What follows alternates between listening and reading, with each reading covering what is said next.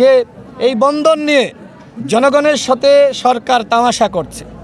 আমরা বলেছিলাম যে এই সরকারের 3টা দায়িত্ব: বিচার, সংস্কার এবং সুষ্ঠু নির্বাচন। সরকার এখনো পর্যন্ত নির্বাচনের পরিবেশের দিকে মনোযোগ দিচ্ছে না। এখনো পর্যন্ত সকল দলের প্রার্থীরা সঠিকভাবে গণসংযোগ করতে পারছেন। আমি নিজেই পারছি না, নানানভাবে আমাকে হয়রানি করা হচ্ছে, বাধা দেওয়া হচ্ছে। তারপরেও আমি চেষ্টা চালিয়ে যাচ্ছি। নির্বাচনের পরিবেশটাই সরকার এখনো পর্যন্ত পুরোপুরি তৈরি করতে পারে নাই। এখন সরকারের তাহলে কাজটা কি? ওই বন্দর বিনিময় করা, বিদেশিদের কাছে 40 বছর 45 বছরের জন্য ওই বন্দরটা দিয়ে দেওয়া? আমরা কি এটি চেয়েছিলাম? এগুলো সরকারের কাজ ছিল না। সরকার একবারই এই কাজগুলো করেছে। দেখেন, সরকারের উপদেষ্টা এবং প্রেস সচিব অনেকে বলছে যে ওই বন্দরে নাকি চাঁদাবাজি হয়, চাঁদার টাকা ভাগ নেওয়ার জন্য নেতারা এইভাবে কথা বলছে। তো আপনারা যে কমিশন বাণিজ্য করছেন না বিদেশিদের কাছে এই বন্দর তুলে দিয়ে, তার নিশ্চয়তা কি? উপদেষ্টাদের বিরুদ্ধে দুর্নীতির খবর আমরা শুনি নাই? সরকারের বড় বড় কর্মকর্তাদের বিরুদ্ধে দুর্নীতির খবর শুনি নাই? এখনও হয়তো এগুলোর তদন্ত হচ্ছে না, কিন্তু এতটুকু বলছি, প্রত্যেক উপদেষ্টার সম্পদের তদন্ত হবে। আগামীতে যে সরকারি আসুক না কেন, যারা পরবর্তীতে নিয়োগ পেয়েছে বিভিন্ন জায়গায়, বিভিন্ন দপ্তরে কিংবা দুদকে বা বিভিন্ন সেক্টরে, এদের প্রত্যেকের সম্পদের তদন্ত হবে। সুতরাং কতটুকু ফেরেস্তা আপনারা, সেইটা আগামী সরকার আসলে দেখা যাবে।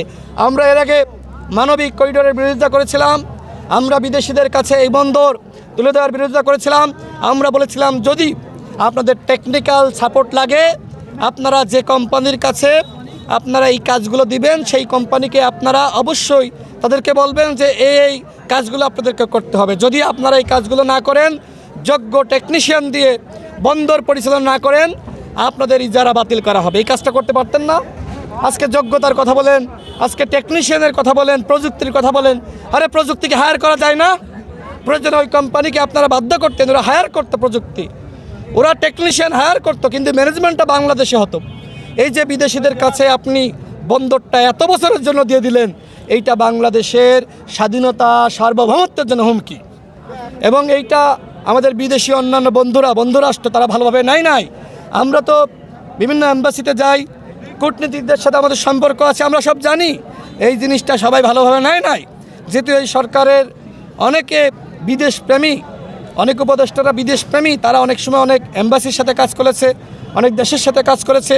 আমার মনে হয় এই বন্দর বিদেশিদের হাতে তুলে দেওয়ার মাধ্যমে যতটা না দেশের জনগণের উপকার হয়েছে, তার থেকে বেশি উপদেষ্টাদের বন্ধু রাষ্ট্র যেগুলো রয়েছে বা বন্ধু যারা রয়েছে, এই বিদেশপ্রেমী উপদেষ্টাদের আজকে বেশি উপকার হয়েছে এবং ওই বিদেশপ্রেমী উপদেষ্টাদের দেশের বেশি উপকার হয়েছে।